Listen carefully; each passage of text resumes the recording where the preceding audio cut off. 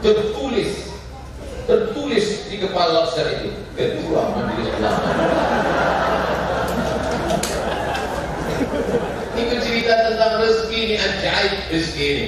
Sampai-sampai dikatakan dalam hadis, rezekimu lebih tahu alamatmu daripada engkau tahu di mana letak rezeki.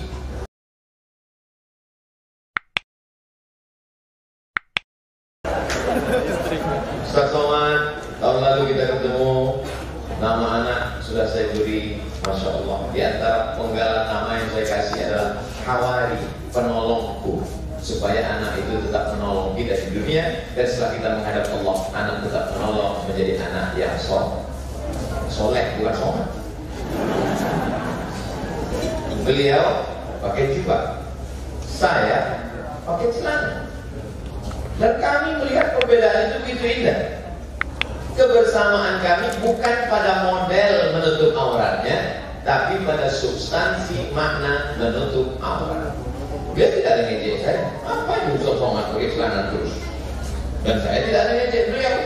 Kok Ustaz pakai jubah? Tidak ada. Kalau antara yang jubah dengan celana saling ngejek-ngejek, yang ketawa, dia nggak pakai celana. Jadi kalau kita pahami perbedaan ini, luar biasa judul malam ini. Memang kalau Al-Kansa jadi panitia itu luar biasa. Ya setiap 5 menit sekali mesti ada iklan. Terima kasih untuk Ibu Mawar beserta keluarga besar Al-Kansa. Malam ini perbedaan. Ada Bapak Bupati, saya dari bingung, ini nantinya Bupati dulu atau Wali Kota dulu. Akhirnya terjawab ketika Pak Wali naik, beliau berkata, senior saya. Langsung saya dapat jawaban, kalau gitu Pak Bupati. Ada Pak Bupati, ada Pak Wali Kota, ada Ketua DPRD Kota dan DPRD Kabupaten. Ada juga bersama kita guru kita semua, Habib, Kiai, Ketua Majelis Ulama Indonesia. Ada Bapak Kapolres ataupun yang mewakili, ada Ketua BKMD, Badan Kontak Majelis Taklim, ada Al-Kansa keluarga besar, ada juga bersama kita pada malam hari ini dari pos. Susah juga saya menghafalnya itu. Jadi setiap yang saya sambutan, setiap naik sambutan, itu mesti saya ingat dulu apa saja yang disebut. Tapi di antara semua yang paling susah mau mengingat adalah nama dan detail Pak Bupati, panjang sekali. Bapak Ibu yang dimuliakan Allah Subhanahu wa Ta'ala.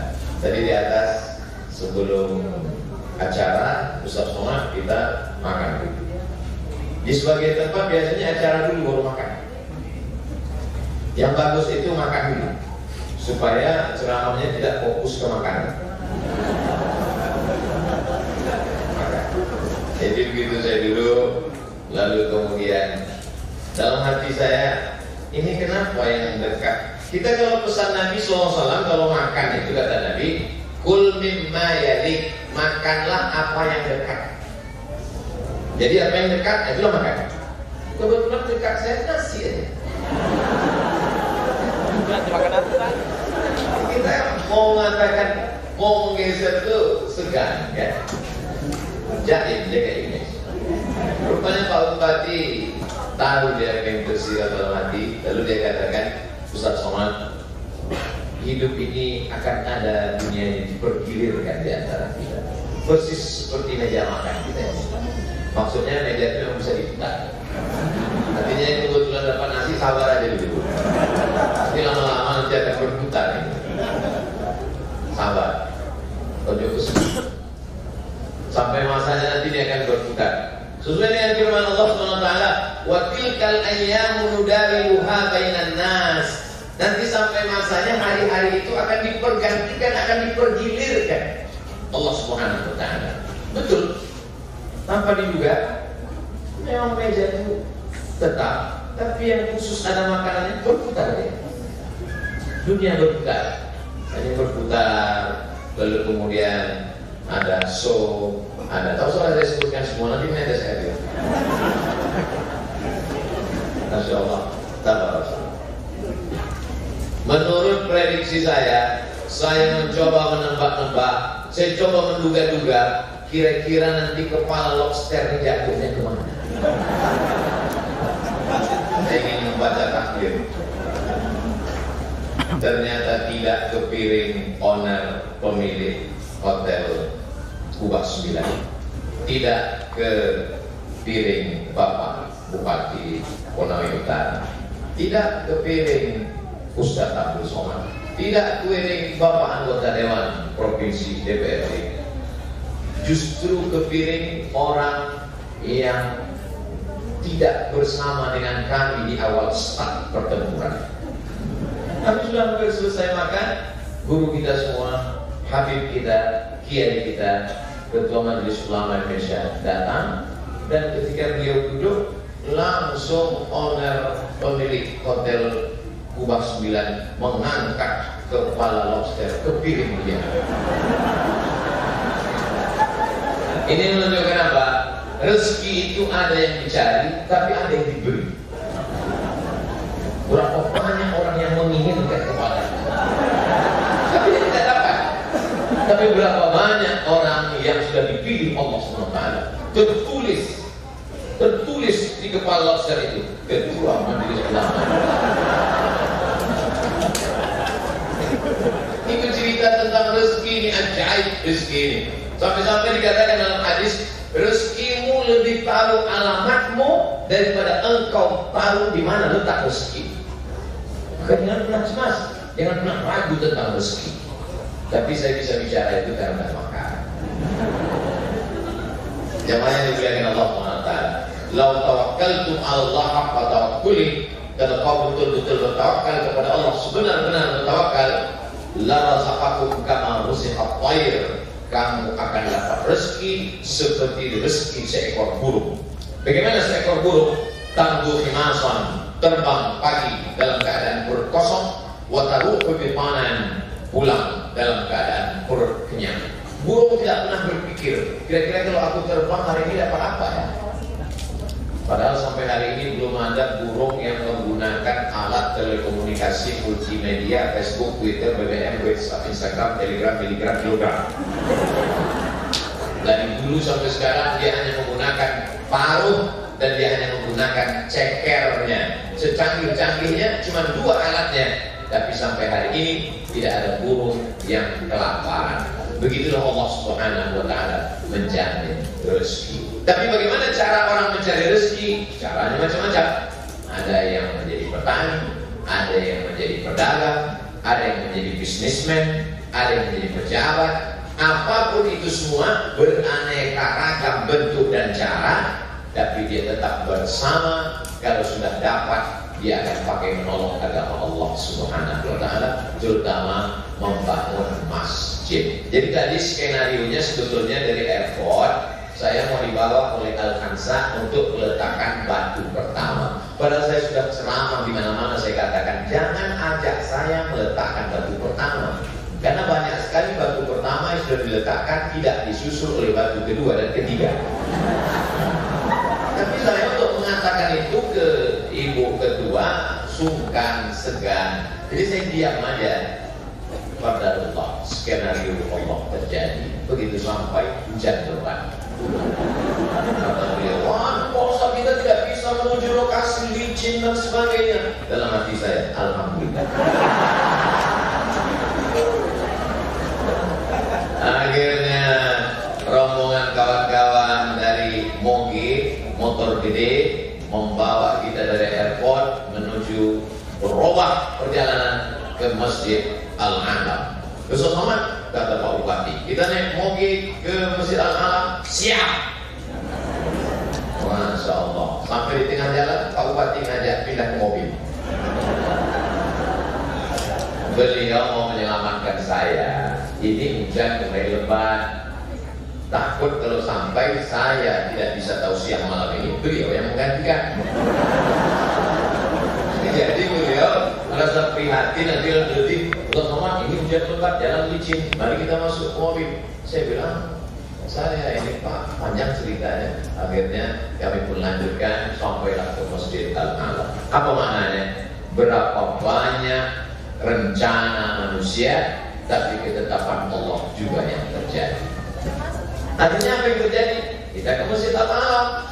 Akhirnya kita banyak mengambil iktibal pelajaran di dalam Masjid Al-Alam dengan segala cerita keindahannya, masjid yang terhampar di tengah lautan yang luar biasa. Saya selama ini mendengar beritanya masjid terapung, Masya Allah. Ternyata saya lihat tiangnya anak.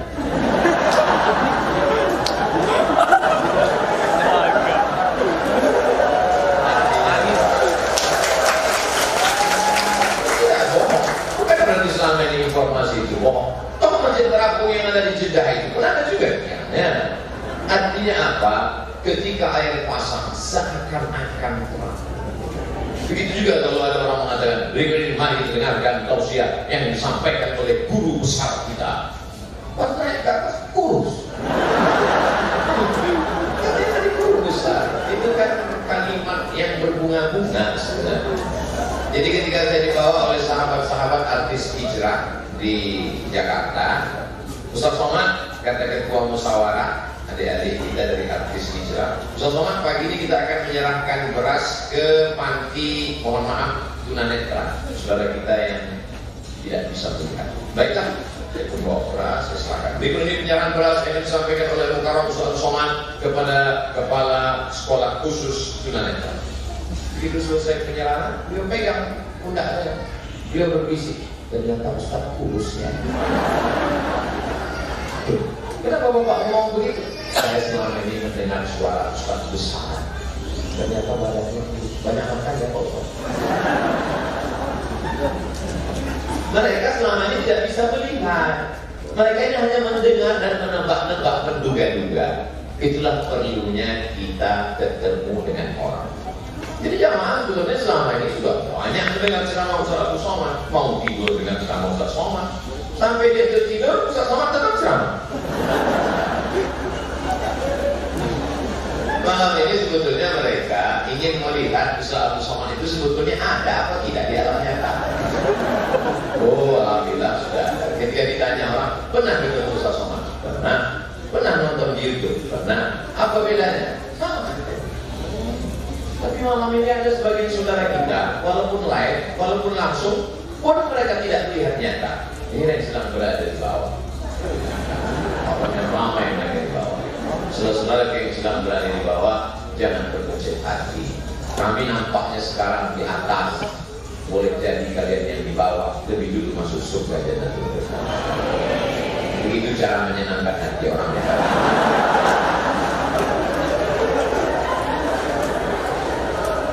Perbuatan yang paling indah itu adalah idkhalus surur fi qulubil mu'minin. Memasukkan kesenangan, ketenangan ke hati orang yang beriman. Menyenangkan hati orang itu tidak salahnya. Bapak pulang dari Yogyakarta, bawa kain batik. Lalu kemudian ibu menunggu di rumah di Kendari. Ketika bapak sampai di rumah, bapak pun mengatakan, "Mama, inilah batik yang aku persembahkan kepadamu." Ibu cukup senangkan hatinya dengan mengatakan, "Papa, seumur hidup mama belum pernah lihat batik seperti itu." Sehingga dia senang, padahal menurut ibu jeleknya. Tapi ujungnya itu tak perlu disebutkan, hanya untuk menyenangkan hati. Apakah itu bohong? Apakah itu dusta? Tidak. Kenapa? Itu bagian dari bunga kebersamaan. Kita bisa bersama kalau kita menyenangkan hati. Tapi tidak berarti kita berdusta, berbohong dalam perbuatan maksiat, dalam muamalah, dalam kebahagiaan, dalam kebaikan-kebaikan. Dalam ini kalau saya melihat warna-warni jilbab dengan beraneka ragamnya itu seperti melihat pelangi yang sedang turun ke bumi. Jawabannya so sweet, luar biasa. Tapi dia dimuliakan Allah Subhanahu wa Ta'ala. Kebersamaan ini sampai di mana? Apakah hanya sekedar bersama? Enak bersama kata orang kalau sama-sama. Sama-sama masih kerja. Begitu kita pensiun, darah tinggi mulai naik, kolesterol, gula darah. Yang turun cuma satu, asam urat. Sama-sama kaya. Begitu kita jatuh miskin, sudah mulai tidak enak bersama. Tapi kalau cita-citanya sama, insya Allah akan tetap indah bersama. Seperti cita-cita Al-Hansa ingin mewujudkan Masjid Al-Hansa. Jangan mati sebelum bangun masjid. Masjid Al-Hansa. Kalau Abu Somad, Masjid As-Somad. Entah karena malam ini saja atau memang begini settingan tempat acara ini, itu nanti yang menjawab adalah owner Hotel Kubar 9. Tapi yang jelas di atas kepala saya ini memang tertulis Allahus Somad. Luar biasa. Belum pernah saya ceramah di mana-mana yang dihormati seperti ini. Sampai di atas kepala saya ditulis Allahus Somad.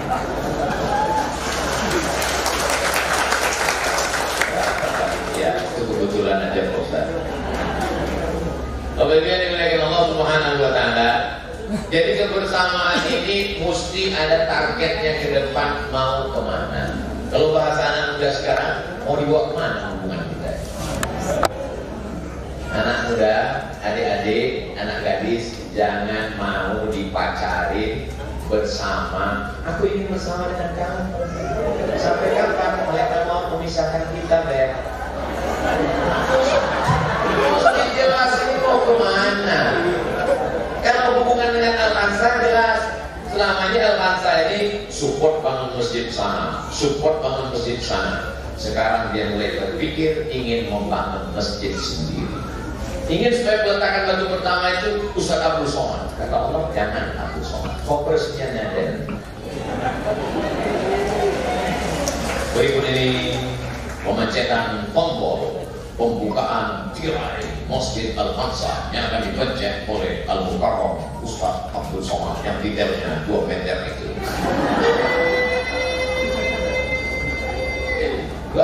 Bukan macet. Pengalaman saya di beberapa daerah, maksudnya nanti tolong betul-betul perfect semuanya. Saya memang selalu diberikan di finish yang terakhir. Untuk start saya selalu tidak dilibatkan. Contohnya mana? Kemudian satu dan dua adik-adik guru mengaji. Yang mengumpulkan uangnya adalah jamaah di Kendari, yang memasukkannya ke amplop mereka, yang mencetakkan print gambarnya mereka, yang menghubungi adik-adik guru mengaji mereka, yang mengundang kembali transportasi, konsumsi, akomodasi, semuanya panitia. Begitu penyerahan. Berikut ini akan diserahkan oleh Al-Mukarram Ustaz Abdul Somad. Masya Allah, Masya Allah. Berikut ini penandatanganan prasasti Rumah Tahfiz Al-Quran oleh Ustaz Abdul Somad. Berikut ini pemotongan tumpeng oleh Ustaz Abdul Somad. Berikut ini pemotongan Masjid As-Salam, dipotong pintu masuknya, bukan pintunya dipotong. Potong waduh Abdul Somad. Dalam hati saya lama sejak jangan-jangan nanti pas di akhirat kata malaikat, berikut ini masuk ke surga Abdul Somad secara seremonial. Tapi rasa-rasanya Bapak Ibu tidak sampai hati. Dia pasti akan mengajak Abdul Somad untuk masuk ke dalam. Amin. Kebersamaan kita mesti jelas mau kemana. Saya bangga sekali karena hari ini saya bisa bersama dengan orang-orang yang luar biasa. Setidaknya ada 5. Yang pertama Bupati, yang kedua Wali Kota, yang ketiga Ketua DPRD Kota, yang keempat Ketua DPRD Kabupaten, yang kelima adalah bapak-bapak dari kepolisian. Kelima jenis makhluk manusia ini adalah orang-orang yang kalau dia mau, dia bisa bangun masjid. Betul? Jangan meninggal sebelum bangun masjid. Kalau masjidnya sudah selesai, alhamdulillah. Kalau sudah ada niat, itu niat langsung mati. Niatnya sudah sampai innamal a'malu binniyat. Bahkan dalam sebuah ungkapan ulama dikatakan, bahkan dalam hadis dikatakan, orang beriman itu kadang-kadang niatnya lebih baik daripada amalnya. Loh, kok bisa niatnya lebih baik daripada amalnya? Karena amal bisa disusupi niat, tapi niat tidak bisa memasuki niat. Tapi jangan gara-gara ini niat terus. Saya tidak mau juga kalau selama di Clinton, tapi tidak ditanya gimana masjid yang dikatakan Ustaz Somad kemarin sudah dibangun. Niat. Orang yang berniat tahajud, tiba-tiba dia terbangun azan subuh. Allahu Akbar, Allahu Akbar, bangun subuh. maka ketidurannya sampai azan subuh hingga tidak tahajud itu adalah sedekah dari Allah SWT. Itulah pentingnya niat tahajud sebelum tidur. Tapi jangan ketiduran yang malam. Orang yang berniat mau puasa, lupa makan sahur, pas jam 8, jam 9, maka dia mau berpuasa, maka dia boleh melanjutkan puasanya walaupun tidak makan sahur. Kenapa? Karena Nabi pernah bertanya kepada istrinya, ada makan sarapan pagi ini? Kata istri beliau, tidak ada ya Rasulullah. Kata Nabi, idzan ana shaim. Kalau begitu saya puasa. Jadi kalau bangun jam 8 dan 9 tidak ada makanan, boleh puasa. Bukan puasa wajib, tapi puasa sunnah. Nah, dengan syarat dari azan subuh ke jam 8 itu memang tidak masuk apa-apa. Karena ada juga sebagian umat Islam di pas jam 9, saya puasa. Kenapa? Karena nggak ada sarapan di rumah. Tapi 3 botol sudah, 3 bungkus sudah habis. Itu tidak bisa. Karena asap membatalkan puasa. Niat begitu penting dalam kehidupan seorang muslim. Jadi kebersamaan kita malam ini mesti ada target tujuan akhirnya. Yang pertama adalah, makanya judulnya dikemas, kebersamaan dalam bingkai 2. Yang pertama bingkai iman, yang menyatukan kita semua ini di majelis ini, Ketua Paguyuban Nusantara. Apa artinya ini Pak Bupati? Kata beliau, ada paguyuban berbagai macam suku bangsa, Bhinneka Tunggal Ika, paguyuban berdasarkan suku-suku bahasa yang ada, sudah berbagai macam cabangnya. Maka kita ikat dengan 2 ikatan. Ikatan yang pertama adalah ikatan La ilaha illallah Muhammadur Rasulullah. Ikatan yang kedua adalah ikatan Bhinneka Tunggal Ika, Pancasila, Undang-Undang Dasar 1945, Negara Kesatuan Republik Indonesia. Saya kebetulan di bawah tadi jalan-jalan melihat benteng yang panjangnya lebih 2 km, dibangun selama 50 tahun dalam masa 3 kesultanan. Sampailah ke istana, tertulis di depan Sultan Buton Al-Khalifatul Khamisah, gelar yang diberikan oleh Kesultanan Turki Utsmani pada masa pemerintahan Sultan yang pertama, yang merupakan raja terakhir, karena berakhir sistem kerajaan menjadi kesultanan pada masa Sultan Murhum, yang saya dibawa ziarah ke makamnya tinggi di atas bukit, lalu kemudian di bawah pohon beringin yang rindang, tenang, adem, ayem, bertemu dengan Sultan yang ke-40. Anak-anak muda mesti dibawa cerita masa lalu supaya dia mengerti bahwa dia punya kekayaan yang luar biasa. Jangan sampai dia menyangka ketika Belanda datang nenek moyangnya manjat pohon kayu. Kita punya peradaban yang luar biasa. Sebelum Belanda datang ke timur untuk mencari cengkeh, mencari pala, mencari kulit manis, mencari kayu manis, nenek moyang orang timur sudah berperadaban luar biasa. Datang seorang ulama dari Johor bernama Syekh Abdul Wahid mensyahadatkan, dan saat itu Islam tidak hanya dipres menjadi 3. Hari ini orang berislam dalam 3 kesempatan: lahir, akikah, nikah, walimah, mati, takziah. Tak lebih tak kurang daripada itu.